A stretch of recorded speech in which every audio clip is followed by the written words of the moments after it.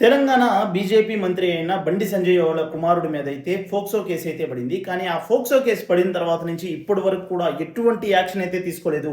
అదే విధంగా ఎవరైతే పెద్ద పెద్ద ఇన్‌ఫ్లుయెన్సర్స్, ఈ మహిళా ఇన్‌ఫ్లుయెన్సర్స్ మన సమాజాన్ని కాపాడటం కోసం ఏవైనా హిందూ ముస్లిం గొడవలైనా, లేకపోతే ఎక్కడైనా ఒక బన్ను సమస్య వచ్చినా, లేకపోతే ఎవరైనా పేదవాళ్ళకి సమస్యల్లో ఉన్నప్పుడు వీళ్ళు చాలా హైలైట్ చేసి దాన్ని రాంగ్‌గా చూపించే ఈ మహిళా ఇన్‌ఫ్లుయెన్సర్స్ ఎవరైతే ఉన్నారో వీళ్ళు కూడా ఎవరు కూడా ఈ ఇష్యూ మీద ఎవరు కూడా ఒక వీడియో కూడా తీయలేదు. అదే విధంగా దీన్ని హైలైట్ కూడా చేయలేదు. ఎందుకంటే తను ఒక పొలిటికల్ కొడుకు కాబట్టి ఈరోజు వాళ్ళ యొక్క కేసు అనేది ఈ విధంగా హైడ్ అయిపోయింది. అదే విధంగా వాళ్ళ కేసు గురించి ఎటువంటి మూమెంట్ కూడా లేదు. ఈ రోజుల్లో మన ఇండియాలో కేసు అనేది నువ్వు తప్పు చేసేవా లేదా అనే దానికన్నా మెయిన్ కూడా నీ దగ్గర ఎంత డబ్బు ఉంది, నీ దగ్గర ఏ విధమైన పొలిటికల్ ఇన్ఫ్లుయెన్స్ పవర్ ఉంది అనే దాన్ని బట్టి నీ మీద శిక్ష పడాలా లేదా అనే దాని అయితే డిపెండ్ అవుతుంది. కాబట్టి మన ఇండియాలో ఎప్పుడో ఆ సిస్టమ్ అయితే పోయింది. తప్పు చేసిన వాడికి శిక్ష అనే సిస్టమ్ అయితే ఎప్పుడో పోయింది. ఈ రోజుల్లో నువ్వు ఎంత పెద్ద తప్పు చేసినా గానీ నీ దగ్గర డబ్బు పలుకుబడి ఉంటే నువ్వు ఆ కేసు నుంచి ఈజీగా తెప్పించుకోవచ్చు. నీ సమాజంలో హ్యాపీగా తిరగచ్చు.